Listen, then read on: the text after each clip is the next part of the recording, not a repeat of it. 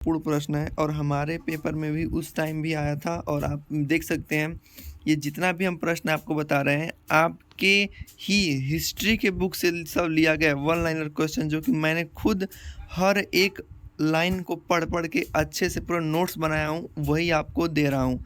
Hello दोस्तों, स्वागत है आप सभी का आपके अपने यूट्यूब चैनल अवय क्लासेस में। तो दोस्तों आज हम आपको इस वीडियो में बताने वाले हैं राष्ट्रीय छात्रवृत्ति योजना 2023-24 के लिए ये सेट पेपर होने वाला है। और यकीन मानिए आपको इतने अच्छे और बेहतर तरीके से क्वेश्चंस आपको मिलेंगे ताकि पूरा 100% एकदम गारंटी रहेगा आपको ऐसे प्रश्न आपको एग्ज़ाम में आने के लिए। यकीन मानिए ये प्रश्न वो उस प्रकार के प्रश्न हैं जिससे मैंने खुद पढ़ के 2017-18 का राष्ट्रीय छात्रवृत्ति योजना मैंने खुद क्वालिफाई किया था। और जिस नोट्स से मैंने पढ़ा था, जो नोट्स मैंने खुद बनाया था, वो नोट्स मैं आपको अपने वीडियो के माध्यम से प्रोवाइड्स करवा रहा हूँ। और हर एक प्रश्न को आपको वन लाइनर क्वेश्चंस के तौर पे आपको पढ़ाने और बताने वाला हूँ। तो चलिए शुरू करते हैं आज की इस वीडियो को अच्छे से देखिएगा, नोट्स बनाइएगा और वीडियो पसंद आने पे वीडियो को लाइक कीजिएगा, अपने दोस्तों में शेयर कीजिएगा और मेरे चैनल को सब्सक्राइब कीजिएगा। चलिए शुरू करते हैं हम।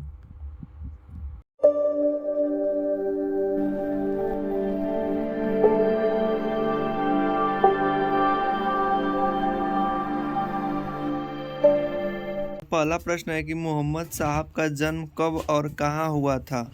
तो इसका आंसर हो जाएगा 570 ईस्वी में मक्का में हुआ था। आगे, मोहम्मद साहब मक्का से मदीना कब गए, यह यात्रा क्या कहलाती है।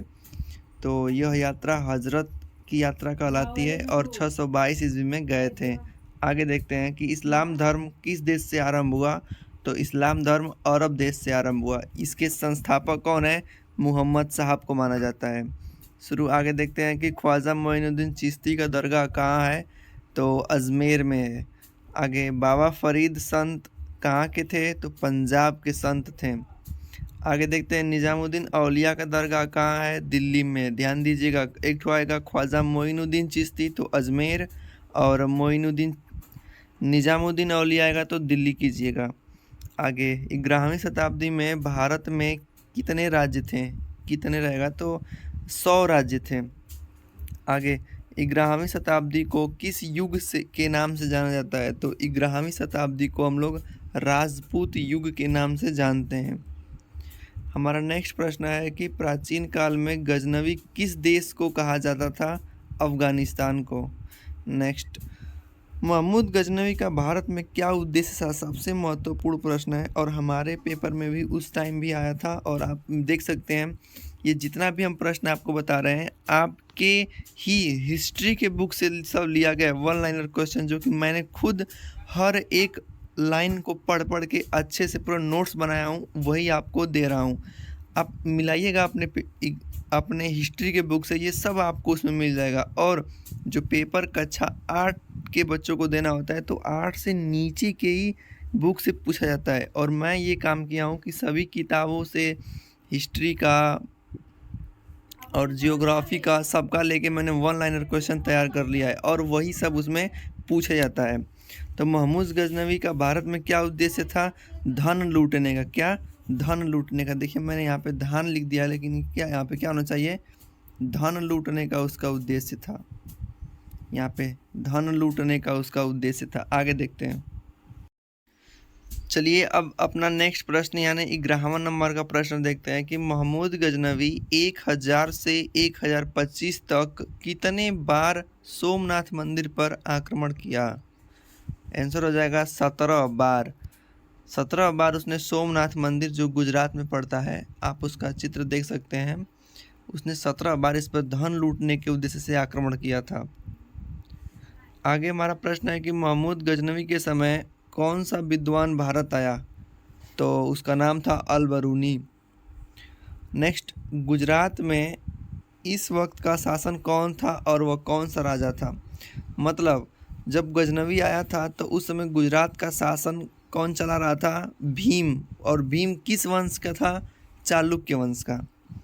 नेक्स्ट, चंदेल वंश से युद्ध में कौन पराजित हो गया। चंदेल वंश से युद्ध में कौन विजय प्राप्त हुआ, यानी चंदेल वंश को कौन हराया, तो पृथ्वीराज चौहान। महमूद गौरी की मृत्यु कब हुई थी? 1206 ईस्वी में। आगे देखते हैं, हमारा 16वां प्रश्न है कि अमीर सरदार का संगठन को क्या कहते हैं?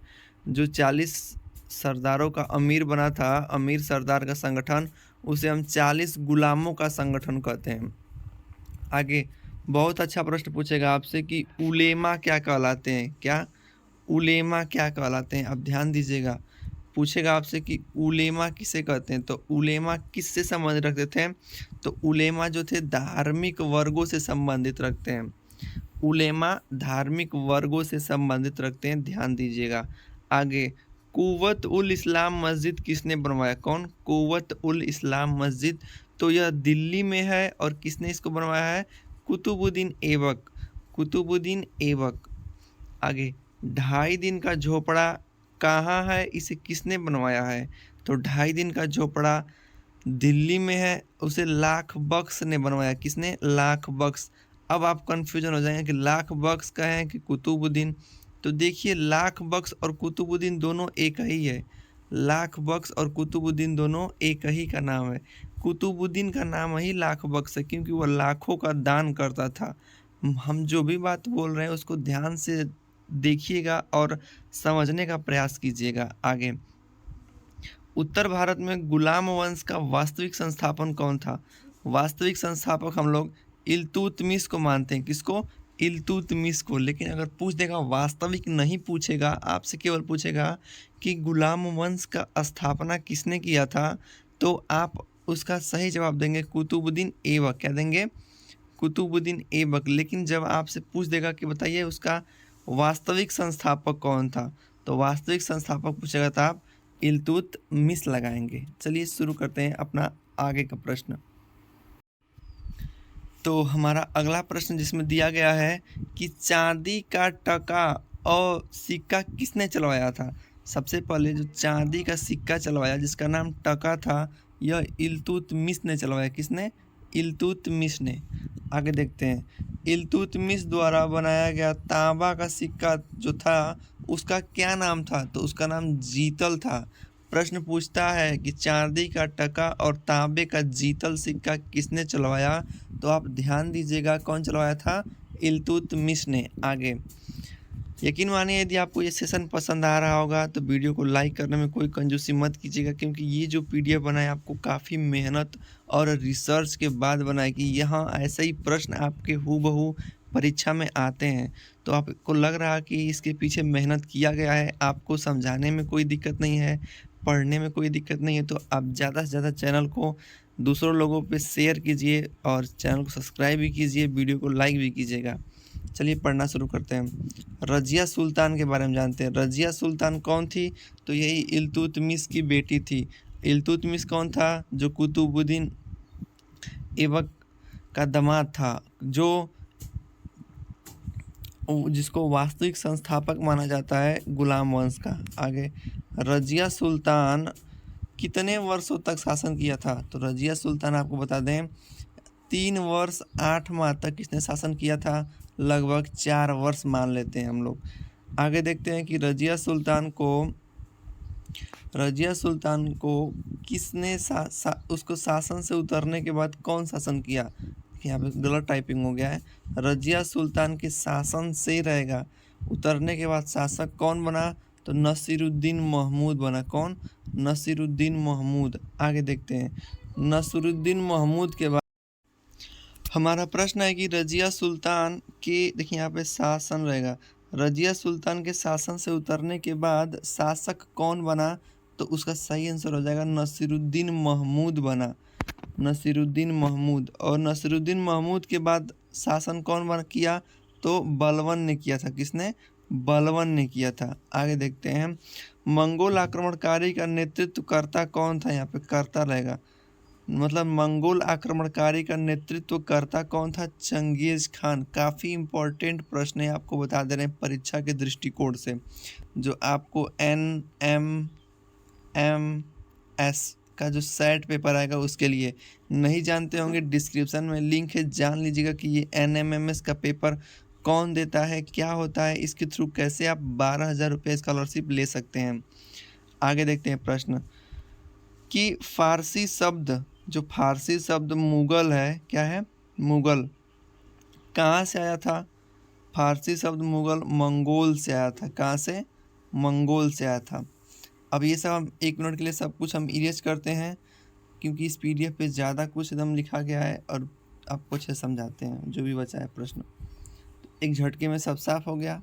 अब चलिए शुरू करते हैं। अब हम लोग देखते हैं, अगला प्रश्न हमारा दिया गया है कि नेक्स्ट प्रश्न है कि खिलजी वंश कब से कब तक था? खिलजी वंश जो था ये कब से कब तक चला? खिलजी वंश कब से कब तक चला? तो 1290 से 1320 तक, इसको याद रखिएगा। 1290 से 1230 तक। और आपसे पूछ देगा कि मुगल वंश कब से चला? तो 1206 ईस्वी से 1290 ईस्वी तक। ठीक, यही एकदम लाइन से लगा है। आपको मैं ट्रिक के जरिए भी समझाऊंगा, समझाने में कोई दिक्कत नहीं होगी। हर विषय की तैयारी मैं करवाऊंगा, बस आप लोग को यकीन करना है, विश्वास रखना है कि हाँ इस चैनल के से पढ़ने से हमारा सिलेक्शन हो जाएगा। देखिए, सबसे बड़ी बात होती है विश्वास। किसी भी आदमी पे यदि आप विश्वास कर लेते हो आंख बंद करके और मान लेते हो कि नहीं जो ये आदमी कर रहा है सही है, तो यकीन मानिए आपके मन में उसके प्रति कोई डाउट नहीं रहेगा। तो आप अच्छे से एकदम आपको वो सिलेक्शन दिलवा देगा। बस एक चैनल पे विश्वास रखिए। आप जिससे भी पढ़ रहे हैं उससे पढ़िए, ऑफलाइन पढ़ रहे हैं, ऑनलाइन पढ़ रहे हैं, हमसे पढ़ रहे हैं, किसी और से, लेकिन उससे विश्वास रखिए। आगे, खिलजी वंश की स्थापना कौन किया था? तो खिलजी वंश की स्थापना जलालुद्दीन ने किया था। किसने? जलालुद्दीन ने किया था। तो ये सर्वप्रथम आपको बता दें कि प्रश्न नंबर 1 से प्रश्न नंबर 30 तक ये जितना भी प्रश्न है हम आपको बनाए हैं, ये आपके हिस्ट्री की किताब का था। ये जो जितना भी पढ़ा है, यदि आप इसको पीडीएफ के रूप में चाहते होंगे, डिस्क्रिप्शन में लिंक है, वहाँ से ज्वाइन कर सकते हैं, या फिर हमारा टेलीग्राम चैनल भी डिस्क्रिप्शन के लिंक में दे देंगे, उससे भी जुड़ सकते हैं अपनी तैयारी को बेहतर करने के लिए। वहाँ पे मैं आपको समय समय पर प्रश्न वहाँ पे प्रोवाइड करवाता हूँ, जिस प्रकार से आप अपने तैयारी से अच्छे प्रकार से बना सकें। तो आज की वीडियो में बस इतना ही। मिलेंगे नेक्स्ट वीडियो में। वीडियो देखने के लिए धन्यवाद। पसंद आए तो वीडियो को लाइक, चैनल को सब्सक्राइब। मिलते हैं नेक्स्ट वीडियो में। बहुत बहुत धन्यवाद।